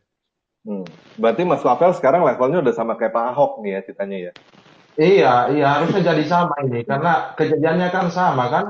Tidak ada juga sama. Agama. Ya, tidak ada penistaan agama. Coba ingat lagi, Pak Ahok itu menista apa? Tidak ada. Tidak ada individu yang dinista Pak Ahok. Hari ini Mas Pavel itu tidak ada juga, sama saja. Dan yang bikin Pak Ahok masuk penjara itu massa yang kemarin ada di Jakarta sana kan, yang rata-rata ingin Pak Ahok masuk penjara. Hanya pemerintah kan terdesak dengan itu semua dan bikin Pak Ahok masuk penjara. Dan itu tidak akan terjadi, saya yakin, dengan Mas Pavel, karena di sana mayoritas Kristen lah. Saya harap orang-orang di sana juga bersatu buat dukung Mas Pavel. Oke, Pak pengacara Kristen, saya mau nanya Pak. Ini kan terjadi begini nih ya. apa yang harus dilakukan oleh Pak Pavel? Apakah dia harus diam aja atau misalnya dia harus tadi seperti yang Bapak bilang tuntut balik gitu karena dianggapnya orang-orang ini telah mencemarkan nama baik Pavel 88 Channel gitu. Atau gimana Pak? Apa sebaiknya Ya, didiemin aja, tungguin aja? tunggu aja Pak, tunggu tapi sambil sambil berjalan harus sudah direncanakan, harus keras gitu Pak. Hmm. Ya, Bro Pavel gimana? Tadi ada wacana dari pengacara Kristen bilang disarankan untuk tuntut balik. Jadi ini dari apa? Dari kelompok ini yang bisa dianggap anggota masyarakat spiritual Indonesia nih, Rasi ini bisa dianggap mencemarkan nama baik Pavel gitu. Gimana Bro? Kira-kira apakah Bro akan melakukan itu atau gimana, atau diemin aja, cuek aja? Kalau saya untuk saat ini sih sebenarnya saya belum terlalu pusing dengan itu ya. Karena menurut saya apa yang mereka mau tuntut dari saya? Gara-gara video itu ya sebenarnya tinggal ditanggapi aja dengan cerdas kan selesai. Tapi mereka permasalahkan ini. Jadi posisi saya sekarang ini menunggu aja lah. Menunggu aja dulu sementara. Karena memang saya juga tidak ada teman pengacara segala macam. Itu saya akan menunggu saja. Dan kalau saya lapor balik tentang ini lagi ya saya rasa akan semakin ribet. Dan sama aja kita dengan mereka lapor hanya gara-gara hal seperti ini ya. Jadi kalau memang suatu saat ada orang yang bisa membantu saya, mendukung saya, memberikan masukan dan menguatkan saya untuk melapor lagi, mungkin saya akan melapor kembali. Tapi untuk saat ini saya stay saja, saya berdoa saja. Ya tujuan saya hanya menyampaikan suatu kebenaran. Kalau memang menurut mereka itu bukan kebenaran, tinggal ditanggapi dengan cerdas, tidak usah sistem main lapor-lapor. Saya bilang saya seperti apa ya? Seperti banci aja gitu kan, dikit-dikit lapor, dikit lapor. Coba yang jantan lah kita belajar untuk menanggapi. Oke, Anda salah, yang benar begini. Oh ya, thank you untuk kebenarannya. Kan selama ini kan terjadi di dunia apologet kan gitu. Ini kan sama dengan apologet ya. Ketika para mualaf, sebenarnya tujuannya sebenarnya kepada para mualaf apalagi Yahya Waloni yang keluar merasa ahli Ibrani padahal aduh memang saya tidak pintar Ibrani, tapi kalau saya bandingkan dengan Pak Verbun, dia itu levelnya baru level 0,1 mungkin ya. Karena yang dia tahu cuman alfa beta itu aja yang diucapkan. Itu ya saya bilang ini manusia ini alfa alef bet gimel itu kan itu yang bisa kita hafal sendiri, tinggal apakah itu yang pintar Ibrani? Kan enggak. Maksudnya gini, sebenarnya ini tidak ditujukan kepada semua muslim dalam video ini. Dalam video yang Muhammad KC jelaskan itu dikhususkan kepada para mualaf. Dia sebut namanya itu, saya masih ingat. Yahya Waloni, Iksan Mokoginta dan beberapa tanggapi hal tersebut. Tapi yang justru ya saya juga tidak tahu. Saya sebenarnya intinya saya diberkati oleh video itu. Bahkan dalam video saya pun saya mengatakan kepada saya tanggapi videonya Muhammad KC. Saya bilang tidak semua dari video ini saya setuju. Contohnya dia mengatakan, ini iman saya pribadi ya. Contohnya dia mengatakan bahwa Al-Quran termasuk firman Allah. Itu kan menurut dia. Tapi saya bilang, saya secara pribadi tidak meyakini itu sebagai firman Allah. Tapi kalau ada yang meyakini silakan. Tapi saya tidak. Lalu yang kedua dia mengatakan Isa Al-Masih dan Yesus sama. Saya beri komentar bahwa Isa Al-Masih di dalam Al-Quran itu beda dengan Yesus dalam Alkitab. Isa Al-Masih dalam Al-Quran lahir, kalau nggak salah lahirnya di pohon korma, sedangkan Yesus di palungan, di kandang domba. Tetapi kalau hanya sebut nama Isa Al-Masih, tetapi pribadinya Yesus yang jadi dalam Alkitab, no problem. Tetapi kalau menyamakan pribadi ini saya kurang setuju. Entahlah apakah itu Muhammad KC tidak paham atau tidak, saya tidak tahu. Tetapi saya pun menanggapi videonya dengan baik gitu loh. Tapi saya tidak tahu beberapa teman dari Muslim harus marah dengan video itu. Padahal sebenarnya yang menyebarkan itu bukan hanya Pavel. Ada juga namanya Martin Channel, ada juga yang namanya siapa tadi, lupa saya nama yang telepon tadi sore, kan sempat live dengan Muhammad KC. Tapi yang disasar Pavel 88 Channel. Why? Bapak lagi beruntung, Mbak. Puji Bapak Tuhan. mendapatkan jackpot. Dan gini, saya Mungkin Pavel subscribernya lebih banyak gitu. dan gini, Subscribernya lebih banyak Pavel. kurang tahu juga. Dan saya kaget ya, saya kaget hari Minggu di gereja saya khotbah tentang hidup karena percaya. Karena Tuhan pasti membela umatnya, orang yang percaya pasti memiliki keberanian. Pada hari Minggu itu juga saya dilaporkan. Saya tidak tahu. Lalu tadi tanpa lagi telepon saya kaget. Lalu saya merenung, yang kau khotbahkan harus kau lakukan. Percaya nggak kamu ketika masalah sebesar ini harus kau hadapi? Ya, oke Tuhan, kita belajar percaya. Kalau memang saya punya prinsip seperti saudara bisa dapat nego. Ingatlah Tuanku Nebukadnezar, mau Allah kami menolong atau tidak menolong, sekali-kali aku tidak akan menyembah kepada engkau. Aku percaya kepada saya. Prinsip begini, kalaupun kasus ini harus membuat saya untuk masuk penjara, saya katakan puji Tuhan. Pasti semua karena saya tahu yang mengatur dunia ini Tuhan yang saya sembah, Yesus Kristus. Dia yang mengatur semuanya. Tidak ada dia yang menguasai hati raja-raja, dia pun yang menguasai hati-hati penjahat-penjahat. Kalaupun semua harus diizinkan terjadi ini, saya percaya ada rencana Tuhan yang dahsyat dalam hidup saya. Walaupun dengan cara yang seperti ini. Jadi no problem. Jadi silakan saja, kita tunggu saja proses, dan saya akan welcome dengan segala proses ini. Dan saya berharap ya ada orang-orang yang bisa mensupport saya, mendukung saya. Saya kasih tahu sekarang ya, saya orang NTT asli, saya orang Sabu. Saya tinggal di Sumba Timur. Saya asalnya dari Sumba Timur, Waingapu tempat tinggal saya. Tetapi saat ini saya ada di sedang merantau, sedang melayani, sedang merintis satu gereja di kampung yang jumlah jemaatnya begitu baru sekitar 7-8 kakak. Itu yang sedang saya letak. Tapi ya untuk tempatnya saya tidak akan beritahu kepada kalian. Tapi kalau ada yang mau membantu saya dan mensupport saya, ya bisa hubungi saya. Nanti minta aja nomor saya di Batam Paragi. Ada anak Tuhan yang mau menolong saya untuk membantu dalam kasus ini. Langkah apa yang harus saya perbuat? Jujur saya buta huruf dengan hukum ya. Ya buta saya tidak paham dengan hukum. Jadi ketika saya men-share itu saya tidak ada bermaksud jangan-jangan saya mau ditangkap ini. Tidak ada saya punya pikiran ini yang saya sebarkan. Saya diberkati dengan video itu. Dan saya pengen terlebih khusus orang-orang Kristen yang sedang mencoba-coba untuk meninggalkan Kristus, kau dengar ini video. Itu maksud saya. Kau dengar ini video, kau jangan pernah tinggalkan Kristus. Karena jalan keselamatan, bahkan Al-Quran mengatakan, percayalah kepada Injil, percayalah kepada Sabur atau Mazmur, percayalah kepada Taurat. Lalu kau tinggalkan itu, memang kau luar biasa. Luar biasa memang kau. Makanya video ini sebenarnya ditujukan kepada para mualaf yang suka menjelekkan Kristen. Yang kedua, itu dari pihak saya ya. Kalau dari pihak Muhammad Khalid saya tidak tahu apa tujuan dia. Yang kedua, tujuan saya kepada orang-orang Kristen yang berusaha ya melangkahkan kaki, meninggalkan Kristus. Saudaraku, engkau akan binasa. Karena jalan keselamatan hanya kepada Kristus. Tidak ada yang bisa menyelamatkan engkau dengan perbuatan baikmu. Siapa Anda? Dari lahir Anda sudah berdosa. Selama hidup, berapa dosa yang engkau telah lakukan. Lalu, engkau bisa menyogok Tuhan dengan agamamu. Bahkan agama Kristen pun sama katakan tidak bisa menyelamatkan orang. Gereja apapun tidak bisa menyelamatkan orang. Lalu engkau mau menyogok Tuhan dengan perbuatan baikmu.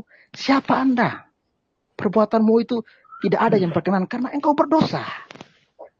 Oleh karena itu Allah berinisiatif untuk menyelamatkan manusia. Karena dia mengasihi kita. Makhluk yang paling mulia, yang paling dikasihi itu hanya manusia.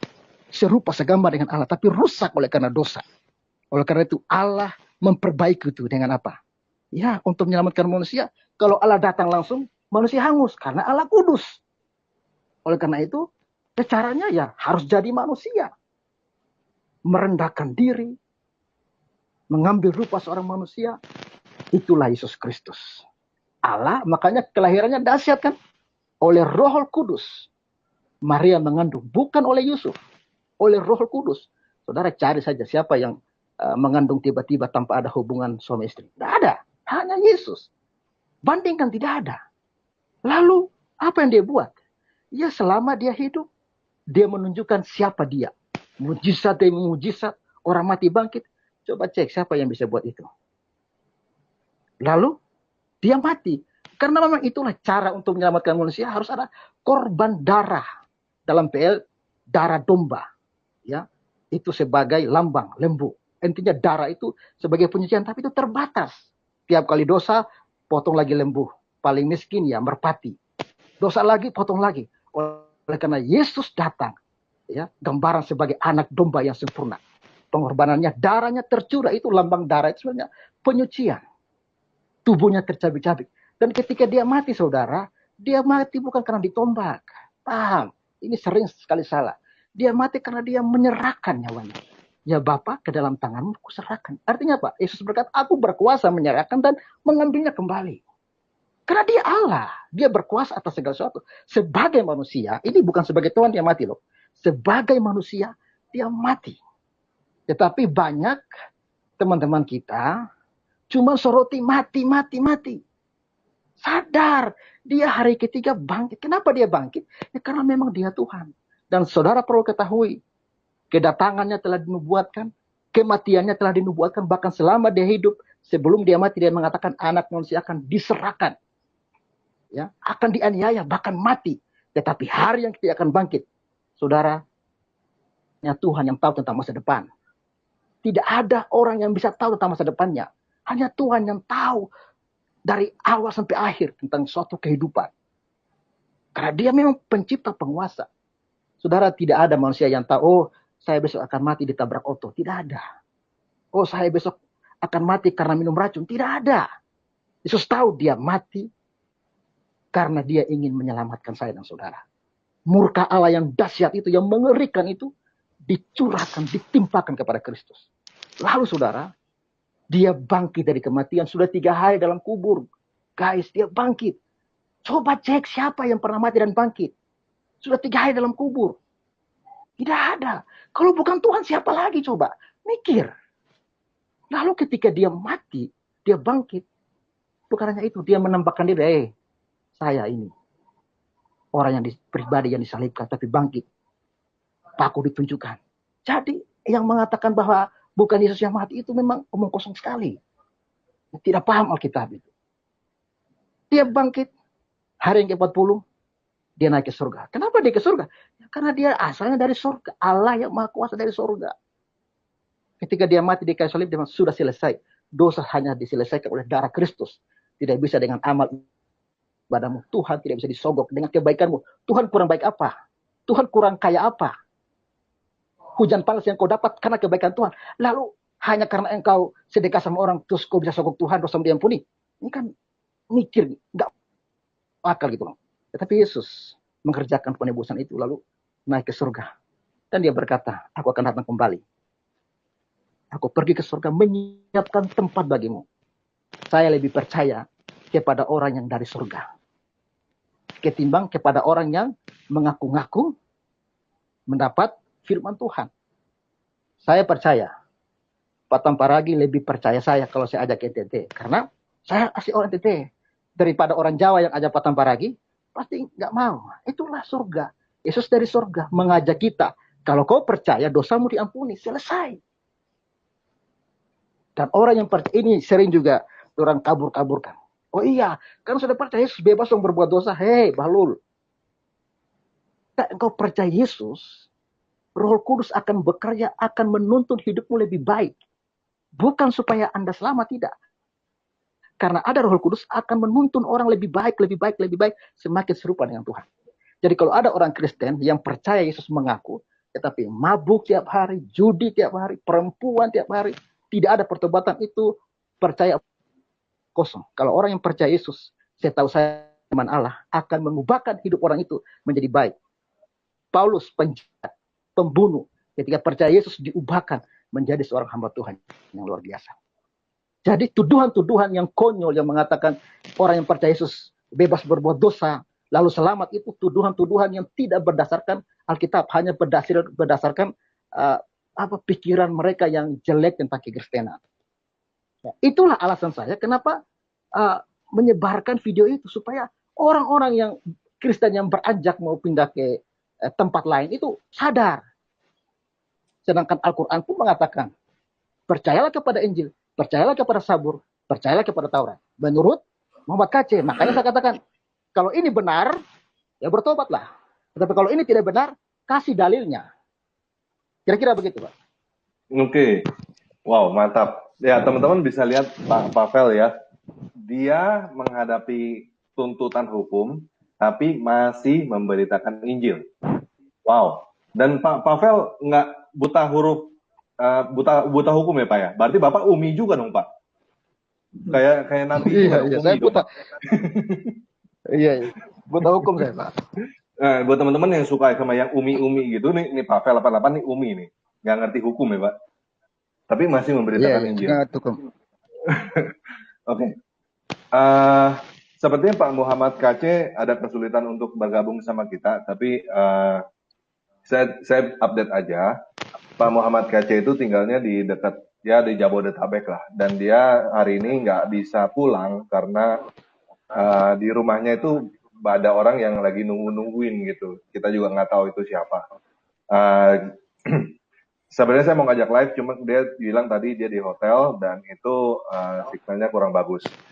Nah, saya juga tadi ngobrol dengan Pak Pavel juga, kita nggak tahu kedepannya seperti apa yang akan terjadi dengan Pak Pavel dan Pak Muhammad KC, saya nggak tahu.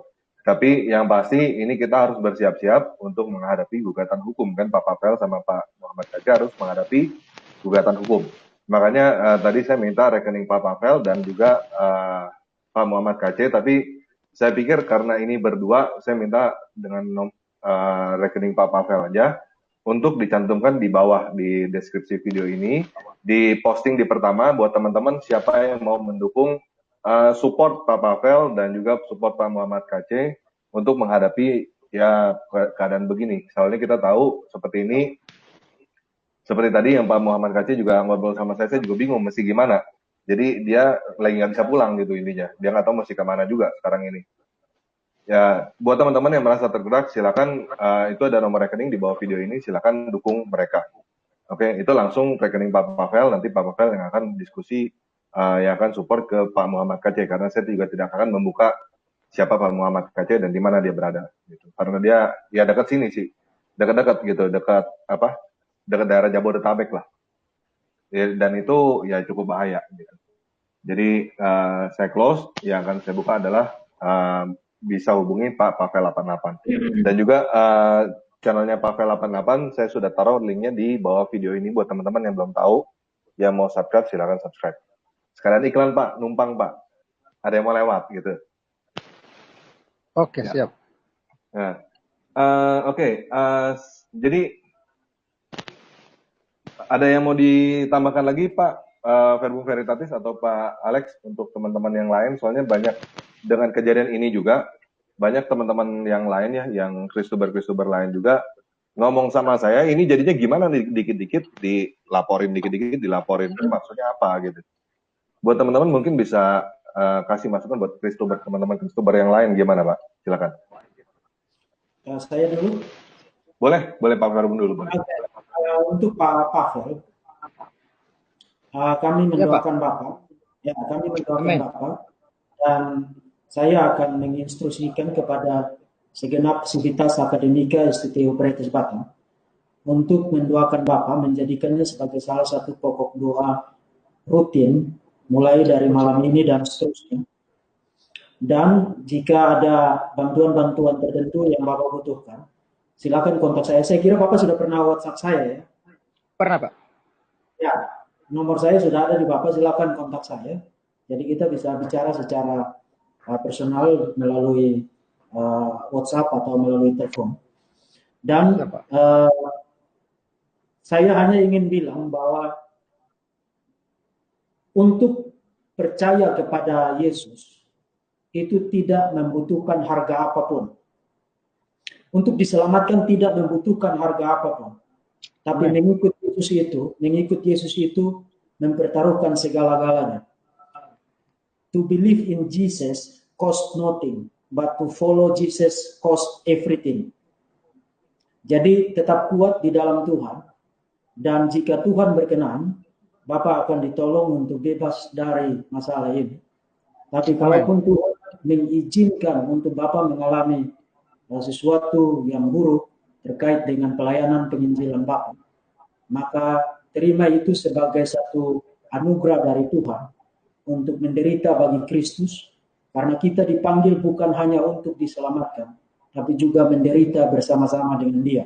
Amin, amin. Itu untuk Bapak Pavel. Untuk semua orang Kristen, sudah saatnya kita tidak lagi berdiam diri ketika kekristenan mengalami ketidakadilan. Kita akan memberikan dukungan penuh kepada Pak Pavel dan juga Pak Muhammad Kacil yang sedang dijerat dengan masalah hukum terkait dengan pelayanan mereka sebagai orang-orang Kristen. Sebab ketidakadilan yang dibiarkan terus juga adalah sebuah kesalahan. Jadi saya berharap supaya semua orang Kristen, apapun yang saudara bisa lakukan,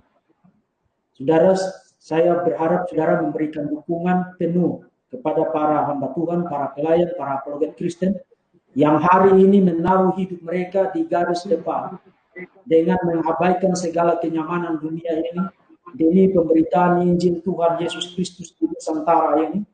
Dan saudara, sebagai orang-orang Kristen yang telah ditebus oleh Tuhan Yesus Kristus, hari ini saudara dipanggil untuk berdiri sebagai pengikut Kristus, memberikan dukungan, mendoakan para hamba Tuhan, khususnya Pak Pavel dan Pak Muhammad Kacil yang sedang menghadapi masalah ini. Kita berdoa supaya Tuhan menyatakan kedaulatannya, mengontrol segala sesuatu untuk mendatangkan kebaikan bagi kita sekalian. Sebab Alkitab berkata bahwa Tuhan turut bekerja di dalam segala sesuatu untuk mendatangkan kebaikan bagi orang-orang yang percaya. Itu bagi orang-orang Kristen. Bagi Muslims, dunia apologetika itu adalah satu disiplin ilmu yang sah di dalam bidang pendidikan. Jadi supaya Anda tidak baperan, seakan-akan hanya Anda yang boleh mengkritik kekristenan, boleh menyerang kekristenan. Tapi begitu Anda dikritik, Anda diserang, mendadak Anda mewek-mewek, cengeng. Dunia apologetika atau pembelaan iman, the defense of faith, adalah salah satu bidang ilmu yang sah di dalam dunia pendidikan teologi Kristen. Dan di dalam dunia apologetika memberikan pembelaan defensif atau pembelaan yang sifatnya positif atau pembelaan ofensif, pembelaan yang sifatnya negatif, menyerang, mengkritik pandangan-pandangan lain, itu merupakan hal-hal yang sah di dalam bidang studi pendidikan teologi Kristen. Bahkan Anda juga punya mata kuliah perbandingan agama, kan? Anda tidak belajar perbandingan agama lalu duduk dan menyanyi singing kumbaya dan teletabis di dalam kelas, bukan? Anda mengkritisi ajaran-ajaran lain, bukan? Jadi mari kita berdiri dan duduk di atas standar yang sama di dalam dunia yang waras ini. Dan berhentilah menjadi manusia-manusia yang baperan, yang mewek-mewek, yang cengeng di dalam dunia ini. Dan belajar untuk menjadi dewasa, grown up. Jadilah dewasa. Kalau memang kritikan itu tidak engkau senangi, maka anggap itu satu ajakan bagimu untuk berpikir lebih jelas, lebih tajam, lebih jernih, lebih teliti untuk memberikan pembelaan. Dan Anda punya hak untuk memberikan pembelaan defensif terhadap ajaran Anda jika Anda tidak setuju dengan kritikan pihak lain. Demikian juga kekristenan. Sebab kalau itu menyangkut apologetika Kristen dan Islam, ingat saya selalu katakan, kekristenan tidak pernah mulai duluan. Tidak pernah. Kekristenan tidak pernah mulai duluan menabuh gendang serangan teologis terhadap Islam. Serangan teologis itu pertama kali dimulai oleh Quran dan Muhammad terhadap kekristenan, dan itu sangat banyak di dalam Quran dan juga di dalam hadis-hadis. Dan itu berarti apologetika Kristen itu tidak pernah merupakan apologetika yang murni menyerang, tapi apologetika yang merupakan counter attack. Dalam arti iman kami, keyakinan kami, Alkitab, iman Kristen dikritik, diserang secara teologis oleh Islam, Quran dan Muhammad, maka kami punya hak untuk memberikan defense of faith, pembelaan iman terhadap iman kami sebagai orang Kristen. Jadi saya berharap supaya kita menjadi lebih dewasa.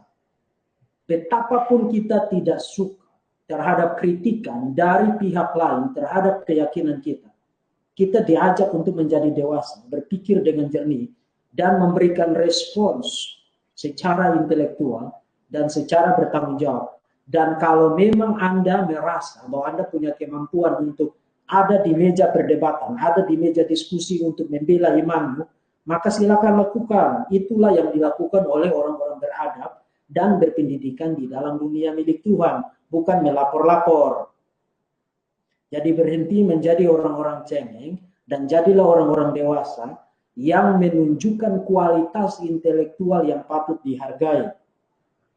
Jadi itu yang bisa saya sampaikan untuk saudara-saudara yang muslim. Jadi dunia apologetika itu bukan dunia serang-menyerang untuk menghina, menyakiti. Itu adalah satu disiplin ilmu. Satu disiplin ilmu yang sah. Saya sendiri meraih gelar sarjana, magister, termasuk juga itu belajar apologetika, itu satu mata kuliah tertentu di dalam kurikulum pendidikan teologi Kristen. Jadi jangan baperan, jangan cengeng. Untuk para Kristuber Kristen, para apologet Kristen di YouTube khususnya di Indonesia, saya pernah katakan di grup Kristuber bahwa kita tidak perlu meniru siapapun, jadilah diri sendiri. Tapi dengan satu catatan, apapun itu, entah dengan cara, metode, apapun itu, tetap kedepankan pemberitaan Injil Tuhan Yesus Kristus. Sebab apologetika itu bukan soal winning di argumen, bukan soal itu. Bukan soal itu. Tapi membawa orang kepada Tuhan Yesus Kristus melalui argumen-argumen. Jadi tujuan kita adalah pemberitaan Injil dan orang diselamatkan melalui pemberitaan Injil. Sebab tanpa pemberitaan Injil tidak ada harapan bagi keselamatan, tidak ada harapan bagi dunia ini untuk memperoleh hidup yang kekal. Tuhan Yesus memberkati saudara-saudara sekalian. Saya sekalian pamit karena ini sudah jam 10:30, saya harus pulang ke rumah. Kiranya Tuhan Yesus menjaga kita sekalian. Salam. Shalom, thank you Bro Verbum Veritatis. Nah, saya mau tambahin sedikit apa yang dikatakan Bro Verbum. Jadi mungkin teman-teman lihat kita ini cuman ya bikin YouTube dan lain-lain. Cuman di balik ini saya mau ajak teman-teman melihat ini dengan mata kepala sendiri dan ini yang sedang terjadi sekarang ini dengan Bro Pavel dan juga Pak Muhammad KC. Ini saya ambil dari 2 Korintus 4 ayat 8, dalam segala hal kami ditindas, namun tidak terjepit. Kami kehabisan akal, namun tidak putus asa. Kami dianiaya, namun tidak ditinggal sendirian. Kami dihempaskan, namun kami tidak binasa. Kami senantiasa membawa kematian Yesus dalam tubuh kami, supaya kehidupan Yesus juga menjadi nyata di dalam hidup kami. Sebab kami yang masih hidup ini, terus-menerus diserahkan kepada maut karena Yesus, juga supaya juga hidup Yesus menjadi nyata di dalam hidup kami yang fana ini. Demikianlah maut giat dalam diri kami, dan hidup giat dalam kamu. Jadi buat teman-teman juga, walaupun di depannya kita sepertinya fine-fine aja, nggak ada apa-apa, tapi kenyataannya kita semua ini yang jadi apologet ini meresikokan hidup kami. Ini kenyataan. Dan juga yang dilakukan oleh Bro Pavel, ya teman-teman nggak sendiri. Kita nggak tahu apa yang akan terjadi. Dan juga buat teman-teman yang mau jadi Kristuber, yang mau seperti apologet juga seperti kami, ini adalah makanan dan ini adalah resiko yang harus teman-teman telan. Jadi jangan cuma ngeliat enaknya doang. Ini harus ditelan. Yaitu kehidupan kita bawa kematian lah gitu. Kita bisa kapanpun juga ditembak orang kok. Ya, dan itu kita harus siap. Oke, silakan Bro Alex. Mau tambahin apa Bro Alex? Iya, jadi kalau saya seperti yang saya bilang tadi ya, mungkin NTT itu mirip-mirip Manado lah. Makanya sih buat Bro Pavel juga jangan terlalu takut juga. Firman Tuhan berkata, seperti aku menyertai Musa, begitu juga aku akan menyertai engkau. aku akan menggenggam erat tangan kananmu. Amin, amin. Itu pasti saya percaya dan yakin akan terjadi dengan bro, dan Yesus akan menyertai bro, akan genggam erat tangan kanan kamu, bro. Amin, amin. Dan di sini saya sebagai orang Manado, saya mau bicara pakai bahasa Manado, bro. Kita orang Manado pasti dukung Pangana. Sekali lagi, Amin. kita dan semua orang Manado pasti dukung Pangana dalam Tuhan. Percayalah, orang Manado selalu mengasihi dan mendukung sesama penyebar kebenaran firman Tuhan. Dan orang Manado kalau untuk satu hal ini tidak akan pernah mundur. Saya percaya buat seluruh subscriber saya di luar sana yang orang Manado, mari kita bersatu, persatukan hati untuk bantu dukung Bro Pavel dalam doa dan juga dukungan dalam bentuk apapun itu entah. Dan buat aparat polisi di NTT, saya berharap kalian jauh lebih pintar dengan aparat polisi yang dulu sempat penjarakan Pak Ahok. Saya berharap kalian jauh lebih bijak melihat masalah ini dan jangan pernah takut dengan tekanan, tetapi utamakan kebenaran. Ya, utamakan kebenaran sekali lagi. Dan buat semua YouTuber Kristen, mungkin ini resiko kita harus menghadapi ini, emang seperti ini, dan tabiat para keledai liar memang seperti itu. Kalau sudah kalah jurus terakhir main lapor, itu sudah kebiasaan. Walaupun kita tahu itu tidak akan terjadi dengan orang-orang seperti Yahya Waloni, Abdul Somad, banyak lagi. Itu yang bilang Yesus bani berkolor, ya. Si setan itu katanya. Yahya Waloni yang bilang bukan hanya menista Kristen tetapi menghancurkan Kristen, itu tidak akan terjadi apa-apa. Tetapi kita sebagai orang Kristen itu ya nggak usah takut lah. Kita bukan orang cengeng yang bisa ditakut-takuti dan menyerah dengan keadaan seperti ini. Itu saja bro dari saya. Thank you. Oke, thank you Bro Alex. Jadi kita juga tidak perlu untuk membalas ucapan-ucapan mereka ya Bro Alex. Betul nggak Bro Alex? Iya, nggak usah ikut-ikut lah. Karena kalau kita seperti mereka, ya. Berhubungan dengan ini juga, kita kan banyak juga followers ya, subscribers ya Bro Alex. Mungkin juga Bro Alex bisa kasih masukan buat teman-teman yang biasanya nih panas nih ngelihat komentar-komentar di video-video kita panas gitu. Mungkin ada yang mereka mencaci balik gitu. Mungkin Bro Alex bisa kasih masukan buat mereka. Maksudnya bagaimana? Kalau buat saya, orang Kristen yang bijak itu tidak akan itu yang memang jadi permasalahan sejak dulu kan. Ada banyak YouTuber Muslim yang justru menyerang YouTuber Kristen dari komentar para pengikutnya gitu loh. Kan ada pengikut kita yang justru masuk ke channel mereka, maki-maki dan sebagainya. Itu yang saya mau bilang buat seluruh YouTube penonton-penonton kita yang beragama Kristen, jangan pernah memberikan komen-komen yang justru menunjukkan bahwa kita itu lemah, kita itu tidak dewasa, dan kita tidak pernah bertumbuh dalam iman. Karena hanya orang yang tidak beriman yang menyikapi semua hal dengan kepala panas. Ya, kalau bisa dibilang harusnya setiap orang Kristen harus melihat setiap masalah itu dengan kepala dingin. Ya sudah, kalau mereka main-main dengan cara maki-maki sebagainya, menghina Tuhan Yesus, balas saja dengan senyuman, balas saja dengan canda-candaan yang bisa bikin mereka malah menyerah sendiri. Segitu aja, bro. Oke. Thank you, bro. Bro pengajar Kristen, ada masukan lagi untuk Bro Pavel dan juga mungkin Pak Muhammad Kace yang nggak bisa hadir sekarang ini. Silakan, bro. Ya, untuk Pak Pavel, itu ibaratnya nanti pasti ada panggilan dari Polda apa Polres nanti ya Pak ya.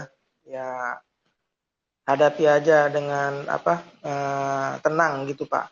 Nanti dibantu dari belakang kan, gitu ya, Pak. Ya, jadi intinya niatnya itu kita menunjukkan di penyidik bahwa niat kita itu baik gitu Pak. Bukan untuk menyerang, ofensif tapi defensif begitu. Iya Pak, ya Pak. Jadi istilahnya mens rea, dalam istilah hukum itu mens rea itu kita sebagai orang yang membela diri, bukan sebagai penyerang, begitu. Istilah hukumnya itu begitu. Jadi Bapak nanti harus urutkan kronologinya bahwa itu adalah respon, reaksi, bukan aksi ya Pak ya. Iya, jadi Pak. apa yang Bapak lakukan dengan Pak Muhammad Kace itu sebagai reaksi. Ya, jadi orang nanti makanya sebenarnya kalau kemarin Bapak itu harus juga mengutip dari Yahya Waloni juga supaya itu nampak sebagai reaksi Pak. Mungkin Bapak waktu itu enggak ya Pak ya?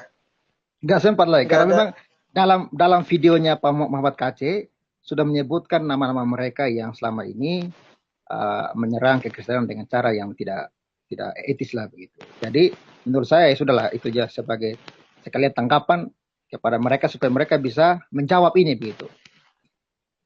Ya, jadi intinya dalam pemeriksaan nanti Bapak dan Pak KC itu harus menunjukkan bahwa ini sebagai suatu reaksi gitu loh, bukan aksi. Nah, jadi kan nanti mereka kan menuduh Bapak beraksi kan, tapi ini sebenarnya sebagai suatu reaksi begitu.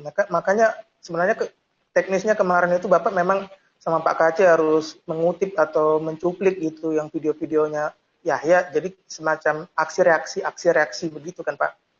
Nah, tapi ini jadi kesannya yaitu mereka yang victim gitu, padahal kita yang victim begitu kan. Mereka yang korban, padahal kita yang korban. Ini adalah pembelaan diri atau reaksi begitu. Jadi gitu aja Pak, kooperatif dengan penyidik, kooperatif dengan polisi, tapi ya itu intinya kita tetap teguh bahwa ini sebagai reaksi bukan aksi begitu. Begitu saja Pak. Iya siap, makasih Pak. Thank you. Oke, makasih pengacara Kristen. Bentar ya. Oke, guys. Jadi seperti yang saya katakan, kita nggak tahu apa yang terjadi ke depannya. Saya berharap teman-teman bisa bantu Pavel 88 dan juga Muhammad KC. Saya terus terang sebelum saya mulai ini ada beberapa teman yang bilang saya, udah deh mendingan nggak usah diangkat, kita diem-diem aja supaya mereka juga tenang-tenang aja gitu, supaya ini just let go gitu, diemin aja ntar juga hilang sendiri. Terus terang saya sangat tidak setuju dengan hal itu. Karena menurut saya ini adalah waktunya kita strike back gitu. Waktunya kita harus mulai berani ngomong. Nah, seperti hal-hal seperti ini juga udah berkali-kali lah, kan teman-teman nggak bisa diem aja, terus udah gitu par-par di depan-depan, oh pemerintah gini, pemerintah gitu, oh hukumnya gini, hukumnya begitu. Kalau misalnya teman-teman nggak suka, ayo strike back gitu, ayo kita lawan. Lawannya bukan dengan pedang ya maksud saya, lawannya dengan hukum yang beneran gitu. Kekuatan kita bukan di situ. Jadi seperti ini, yang menurut saya ini kita harus mulai, kalau bisa mulai serang balik gitu. Kita tuntut hukum itu, undang-undang ITE itu untuk dibawa ke Mahkamah Konstitusi, untuk dites apakah hukum itu benar-benar fair. Bukan cuma hukum karet yang buat kayak begini nih, dikit-dikit penistaan, dikit-dikit penistaan. Jadi kayak playing victim begitu. Ini udah waktunya kita mulai berbicara gitu. Kalau misalnya kita yang Kristen diem aja, mau gimana? Ngerti ya maksudnya ya? Saatnya kita harus do something gitu. Nah, makanya saya berharap teman-teman dalam kasus ini, teman-teman bisa dukung Pavel 88 dan juga Muhammad KC. Mereka harus ada lawyer. Dan saya berharap Pavel 88 jangan terima ini begitu aja. Juga bukan tuntut mereka, saya nggak berharap Pavel 88 seperti tadi, maksudnya tuntut balik dalam hal nuntut balik mereka yang melaporkan sebagai pencemaran nama baik. Bukan itu yang saya harapkan. Saya harapkan adalah kita striking di undang-undangnya ini. Supaya nggak terjadi lagi dengan yang lain-lainnya lagi. Supaya nggak ada seperti Pak Ahok lagi, seperti Pak Saifuddin lagi, Pak Daud Ali lagi. Yang semuanya kita terus yang kena.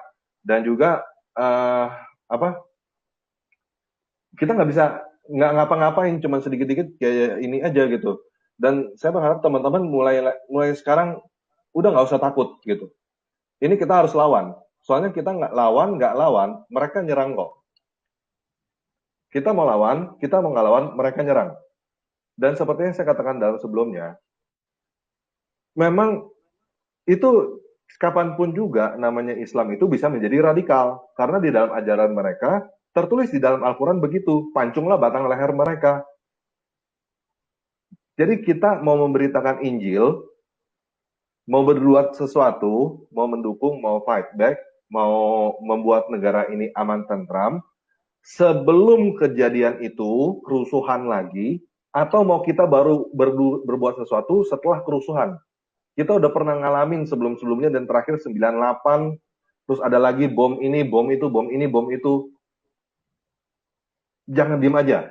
Ini saatnya kita do something. Terus terang saya mesti ngomong, sebenarnya saya juga bukan orang yang beragama bagaimana yang begitu pedulinya seperti apa, bukan. Saya juga bukan orang yang super suci. Tapi karena saya mau mencegah supaya hal seperti ini tidak terulang lagi, dan lagi gitu. Kita mesti do something dah. Dan sekali lagi, jadi saya berharap teman-teman dukung ya Pasal 88, juga Muhammad KC, dan juga saya berharap pihak polisian dan juga pihak hukum bisa bertindak secara fair gitu. Kita bukan mau nuntut balik, tapi ini undang-undang ini udah nggak benar, ini undang-undang karet gitu. Oke? Mungkin Bro Pavel bisa berikan closing statement, silakan Pak. Ya, saya hanya mau katakan bahwa jangan takut, ya. Saya dari dulu percaya bahwa penguasa, pengontrol dunia ini adalah Tuhan yang saya sembah. Sehelai rambutmu tidak akan jatuh tanpa seizinku. Kekuatan apapun tidak bisa melawan kekuatan Tuhan. Itu yang saya yakini, bahkan saya berani merantau ke beberapa daerah yang katanya ekstrim, tetapi sampai hari ini saya masih terpelihara karena pertolongan Tuhan. Karena itu yang saya yakini bahwa Tuhan penguasa alam semesta ini, penguasa saya, ya dia yang menciptakan saya, dia sudah tahu masa depan saya, dia sudah tahu saya akan kemana, dia itu maha tahu. Jadi, kalaupun saya harus melewati lembah kekelaman, saya percaya gadanya, tongkatnya akan menopang saya. Dan kalau sekalipun hal yang terburuk, saya harus berakhir ya dalam memberitakan Injil, ya kematian adalah jalan untuk kita bisa berjumpa dengan Tuhan Yesus di surga. Selama kita masih ingin hidup di dunia, ya kita mencintai dunia dan tidak mencintai Tuhan. Ini saya juga bukan mau mengajarkan saudara untuk tidak berhikmat. Tidak berhikmat lalu sembarangan, tidak. Tetap bertanggung jawab dengan hidup yang Tuhan kasih. Dan apa yang saya lakukan, mengirim video itu adalah saya melakukan dengan sadar, tanpa pengaruh siapapun, dan saya pun tidak kenal siapa Muhammad KC. Saya pun tidak pernah kontak dia. Terakhir, tadi saya komunikasi dengan dia karena Tamparagi yang menghubungi kami. Sehingga saya bersama Tamparagi ngobrol dengan dia. Jadi, untuk saya ya, hiduplah dengan bertanggung jawab sebagai anak Tuhan. Kalau memang Anda yakin ini adalah kebenaran, lakukan saja. Kalaupun kebenaran itu harus diabaikan atau dipelintir-pelintir, percayalah. Seperti khotbah hari Minggu, saya ada Tuhan yang berkuasa, yang mengontrol segala sesuatu. Jadi kalau dia membuka, tidak ada yang bisa menutup. Jadi kalau dia menutup, tidak ada pun yang dapat bisa membukanya. Jangan takut kepada siapapun yang terjunlah dengan tujuan yang mulia. Saya hanya ingin memberitakan Injil. Saya awal membangun channel ini, video pertama saya adalah renungan firman Tuhan. Saya sampaikan. Saya pun tidak pernah bermimpi bahwa channel ini akan hampir saat ini, sebelum kasus ini pun, sudah hampir, sudah 97.000. Saya pun tidak pernah bermimpi, siapa saya? Orang NTT kampung, pelayanan pun jemaatnya saat ini cuma 78 kakak. Bagaimana? Saya murni saya bilang, Tuhan, saya hanya pengen membagi ini. Ya, kalaupun dalam video saya ada mungkin hal-hal yang salah menurut teman-teman, sudah mengoreksi saya juga memberi diri untuk Kristen, saya sudah mengoreksi itu juga. Dan yang saya lakukan saat ini yang dilaporkan, lakukan dengan sadar, tanpa tekanan, tanpa pengaruh apapun. Dan tujuan saya satu, supaya orang Kristen, jangan kau tinggalkan Kristus, kau binasa. Dan orang yang sedang meninggalkan Kristus, dengar video itu, renungkan ulang. Mungkin saja Anda bisa kembali kepada Kristus. Karena jalan keselamatan hanya diterangkan oleh Taurat, oleh Mazmur, oleh Injil. Yesuslah Kristus, Tuhan dan Juru Selamat. Jangan takut, tetap tegar, tetap kuat. Tuhan Yesus mengasihi, memberkatimu, dan tidak akan pernah meninggalkanmu. Salam. Iya. Nah, berhubung dengan ngomong itu juga Pak, saya jadi teringat nih. Buat teman-teman muslim yang begitu bangganya dengan jihad, dengan menyebarkan agama, dengan membunuh orang lain, kamu lihatlah, kita menyebarkan agama bukan dengan membunuh orang lain, tapi dengan dibunuh oleh orang lain. Itu bedanya. Kita kasih nyawa, bukan kita membunuh nyawa orang lain. Betul ya, Pak Pavel? Siap. Buat teman-teman Kristubar juga, buat teman-teman yang mau bergabung dengan YouTube, jadi apologet, jadi penginjil, beranilah. Udah saatnya kita berani. Kalau memang harus korbanin nyawa, korbanin nyawa.